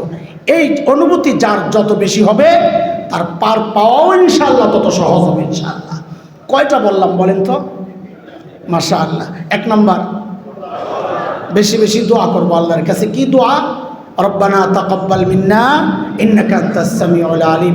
আরবি না পারলে বাংলায় বলবো, আল্লাহ আমার আমলকে অনুপযুক্ত আমল আপনি উপযুক্ত বানাইয়া কবুল করে নিয়েন। দোয়া করবো আল্লাহর কাছে। 2 নাম্বার, গুনাহ ছাড়তে হবে। মাশাআল্লাহ, বলেন আপনারা মুখস্থ। 2 নাম্বার কি? গুনাহ ছাড়তে হবে। 3 নাম্বার, দিলের মধ্যে ওই অস্থিরতা সবসময় প্র্যাকটিস করা যে আমার আমল আমারে বাঁচাইতে পারবে না, আল্লাহ যদি দয়া করে ছেড়ে দেন। আল্লাহ তাআলা আমরা যেন ওইভাবে আখিরাতের জন্য প্রস্তুতি নিতে পারি। ওই যে শুরুতে বাচ্চা যে আয়াত পড়ছিল, ইয়া আইয়ুহাল্লাযীনা আমানুত্তাকুল্লাহ ওয়াল তানজুর নাফসুম মা কদ্দামাত লিগাদ। আখিরাতের জন্য আমার পুঁজি কি, কামাই কি, এই চিন্তা যেন সবসময় আমাকে পেয়ে বসে। আল্লাহ তাআলা আমাদেরকে ওইভাবে কবুল করেন। আমি অনেক দিন থেকে অসুস্থ, জ্বর হওয়ার পর আর যায় না, মহব্বত তৈরি হয়ে গেছে, ছাড়তে চায় না আমারে। অনেক সময় মহব্বতে মানুষ কষ্ট দেয়, জ্বরেও মহব্বত করে আমারে কষ্ট দিতেছে, চাইতে চায় না। কত তাড়ানোর চেষ্টা করতেছি, না হুজুর আপনার সাথে আসছি, যায় না। তো কষ্ট হয়েছে কথা বলতে। শুরুতেই বলছিলাম যে সময় বেশি নেব না, তা আবার এটাও বলছি ফাঁকিও দিব না। 1.5 ঘন্টা কিন্তু হয়ে গেছে। মোতামিম সাহেব, আল্লাহ আমাদের যে ছাত্ররা আজকে পাগড়ি নিচ্ছেন, এদেরকে হক্কানি রব্বানি আলেম বানায়া দেন। যারা ভালো ফলাফল করছে তাদের জন্য তো অবশ্যই দোয়া। যারা অন্যরা যারা আছে, আল্লাহ তাদেরকেও সবাইকে ভালো ফলাফল করার তৌফিক দেন। এবং যে ওস্তাদরা মেহনত করেছেন আল্লাহ ওস্তাদদের মেহনতকেও কবুল করেন। যাদের সাহায্য সহযোগিতা পরামর্শ চেষ্টা শ্রম ফিকির এই সব কিছুর সমন্বয়ে প্রতিষ্ঠানগুলো চলছে, আল্লাহ তাআলা সকলেরই আমলকে নাজাতের ওসিলা বানায়া দেন, আমিন। ওয়া আখিরু দাওয়ানা আলহামদুলিল্লাহি রাব্বিল আলামিন। আল্লাহুম্মা সাল্লি আলা সাইয়্যিদিনা মুহাম্মাদিন আবদিকা ওয়া রাসূলিকা ওয়া সাল্লি আলা রব্বানা তাকাব্বাল মিন্না ইন্নাকা আনতাস সামিউল আলিম। ربنا تقبل منا إنك أنت السميع العليم. ربنا فاغفر لنا ذنوبنا وكفر عنا سيئاتنا وتوفنا مع الأبرار. ربنا ظلمنا أنفسنا وإن لم تغفر لنا وترحمنا لنكونن من الخاسرين. أي رب أي كريم أي الله জিন্দেগীর সমস্ত নেক আমালকে কবুল ও মঞ্জুর করে নেন। আয় আল্লাহ জিন্দেগীর সমস্ত নেক আমালকে কবুল ও মঞ্জুর করে নেন। বাকি জীবন আমল যেভাবে করলে আপনি কবুল করবেন, আল্লাহ আমাদের প্রত্যেককে আমল সেভাবে করার তৌফিক দান করেন। আয় মালিক আয় আল্লাহ জিন্দেগীর সমস্ত গুনাহ খাতা মাফ করে দেন। আল্লাহ কোনো অজুহাত নাই, কোনো অজুহাত নাই, সরল স্বীকারোক্তি মালিক ভুল করছি, গুনাহ করছি, আল্লাহ এখন মাফ চাইতেছি, মাফ করে দেন আল্লাহ। আল্লাহ মাফ করে দেন, আল্লাহ মাফ করে দেন, আল্লাহ মাফ করে দেন। গুনাহ করে ফেলছি, এখন কি করব? আপনি ছাড়া আমাদের যাওয়ার আর কোনো জায়গা নাই। আয় মালিক, মা রাগ করলে বাবার কাছে আশ্রয় পাওয়া যায়, বাবা রাগ করলে মায়ের কাছে আশ্রয় পাওয়া যায়। আপনি তাড়াইয়া দিলে আমরা যাব কার কাছে মালিক? আপনি ছাড়া আমাদের কেউ নাই, আপনি ছাড়া কেউ নাই আল্লাহ, আপনি ছাড়া কেউ নাই। তাই তো গুনাহ করে করে বেহায়ার মতো আপনার কাছে আসি, আল্লাহর কোথাও যাই না। আল্লাহ তাড়াইয়া দিয়েন না। আমরা জানি আমাদের মাফ পাওয়ার মতো আমল নাই, কোনো পুঁজি নাই আল্লাহ, বরং তাড়াইয়া দেওয়ার অনেক কারণ আছে। জীবনে আমল যা করছি ভেজাল আর ভেজাল, ভেজাল আর ভেজাল, গুনাহগুলোতে কোনো ভেজাল ছিল না। আয় আল্লাহ যদি এইভাবে তাকান তো আমাদের বাঁচার কোনো উপায় নাই। কিন্তু যদি আপনি নিজের দিকে তাকান, আপনার নাম রহমান, আপনার নাম রহিম, আপনার নাম গফফার, আপনার নাম গফুর, আপনি করিম, আপনি লতিফ, আপনি রউফ। আপনি কি সুন্দর নাম রাখছেন নিজের।